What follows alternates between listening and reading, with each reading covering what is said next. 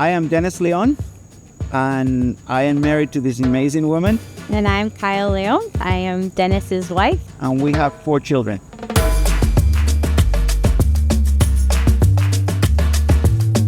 And we live in a little town in Costa Rica called Esterillos Oeste.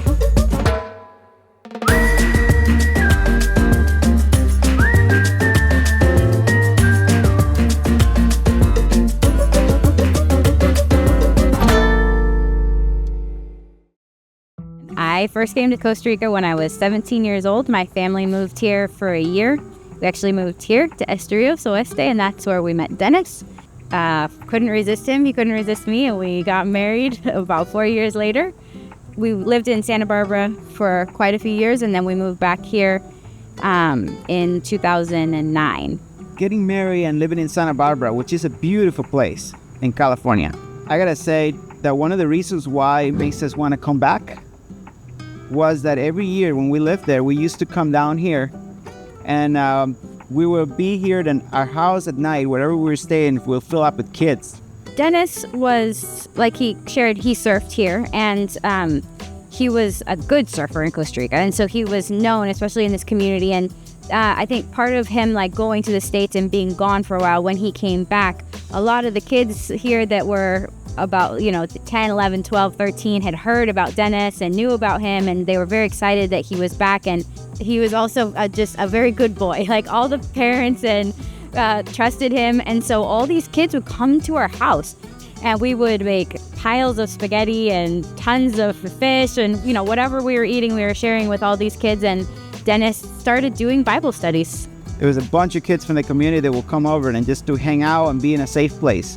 So I think it was definitely just feeling the need to come down and minister to those kids. I think, that was really the biggest draw, I think. It was the need that we saw. I grew up in a surfing family and started participating in Christian surfers when I was about 13 years old. And we even moved down here with a group from Christian surfers. And so surfing was definitely part of what we've always done. And one of the things that we saw, especially in Latin America and Costa Rica, specifically here in this community, that we were called to come and plant churches here, was that it wasn't a come as you are kind of church. It was a you need to be a Christian before you come to church. And we wanted to let these kids and this community of surfers have the experience of coming to church without being a Christian, and building relationships with them before they had made a decision. And so that was a huge need in these communities, that a lot of the people in the surf communities and in the coastal communities at all were not welcome into the church, into the local church settings. Yeah, when as a personal testimony, I became a Christian when I was 17 years old, and I was a surfer. And I remember having that experience of coming into church, and a really nice lady, the first thing she did is she gave me a pair of long pants, because Christians wear long pants. And I didn't own them. I didn't own any long pants. So I remember, I had to dress up with button shirts and things. It was it was 100 degrees. It was so hot, but I still needed to wear those clothes because that's how Christians dress. And also, just to mention that, I remember being told that if I really wanted to please God and follow Him with everything, I needed to quit surfing. So I did quit surfing for a year.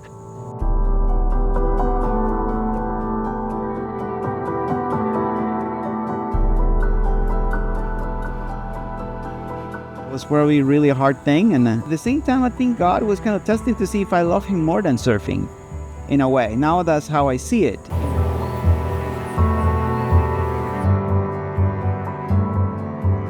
I can see now that surfing was actually more of a gift from God, that I can use it for His glory.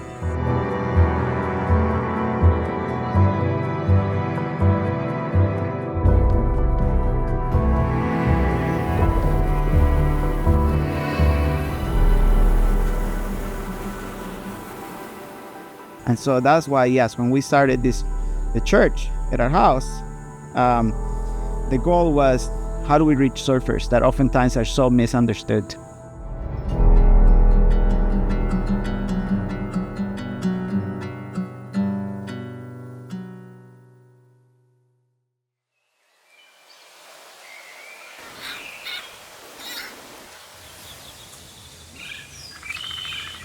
it's pretty awesome and ironic, and and I just kind of was surprised that our church, and actually the movement of church planting that is taking place, started with kids.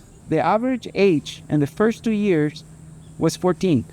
It was discipleship as we go. So it was going to school with them and, getting them enrolled in classes, or taking them to the hardware store, or going and helping a family that was in need and them coming with us and serving others. And so that's really how the church grew as people came.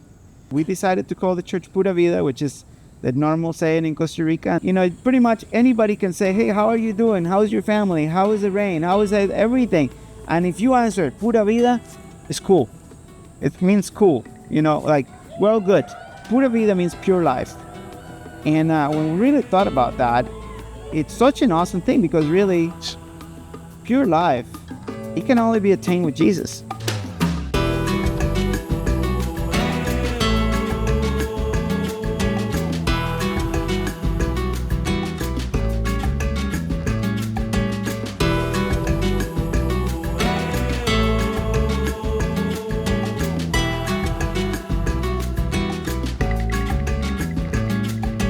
Church is really about community.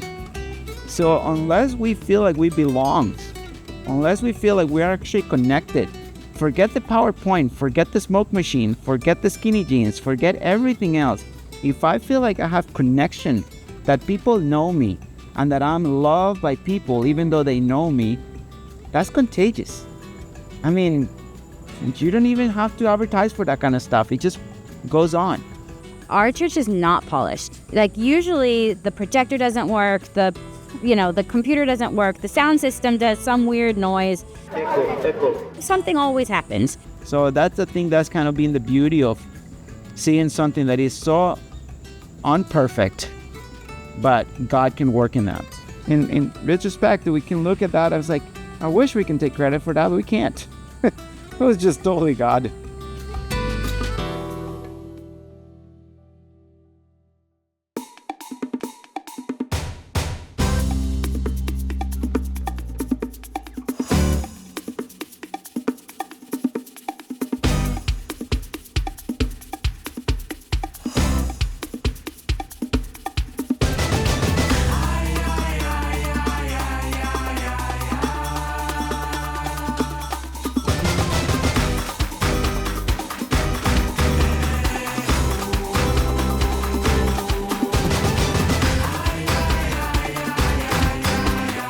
We're in Pavones trying to surf the second longest left in the world.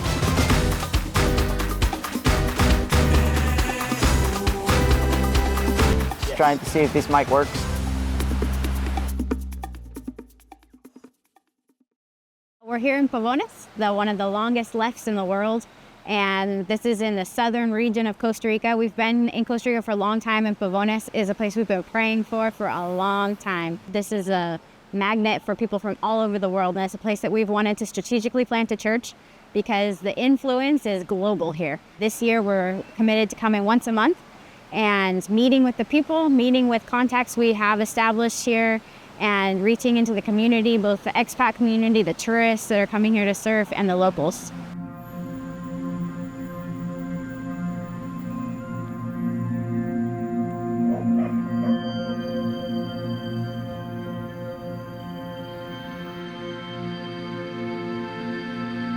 We just feel like going into the place and just build relationships, getting to meet the people from the local restaurant, from the local surf shop, the ripper on the water, and just like the typical guy that probably nobody wants to talk to, and just kind of start remembering their names and creating a genuine relationship with them. The way to start building up a core group and getting to meet the people of peace so that we can eventually plant a church in that place.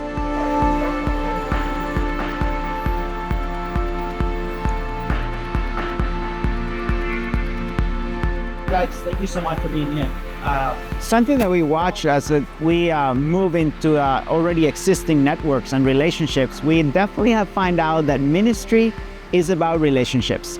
I mean, there's no way around it. And as we see it in the book of Acts, you know, how that from Jerusalem starts spreading out and out into the world, and it's by relationships, somebody meeting somebody and somebody meeting somebody. We've seen that happening here, and in the surfing community is the same thing.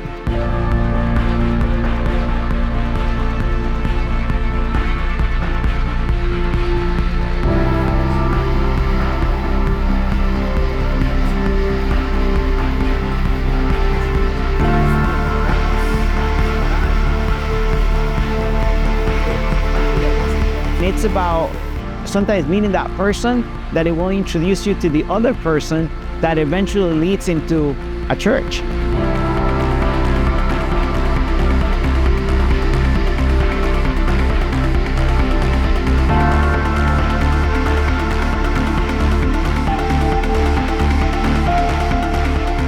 After doing some of the church planting and learning and trying to figure it out, trying to listen to God or what actually works in the coastal communities, we kind of seeing that there's other ways to plant churches. And the best way to look at it is to see that God is the one leading the movement. God is actually guiding. We're not, even though we can plan, nothing happens if the Holy Spirit is not guiding.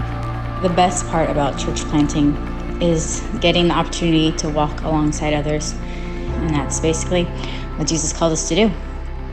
Showing people his love and getting to, in turn, see them show other people his love. And that doesn't mean that you have to go to a different country. It doesn't mean you have to go anywhere except for where God has already called you, where you are already at. It just really opens the doors for us to be part of the work that God is doing all over and all through his creation.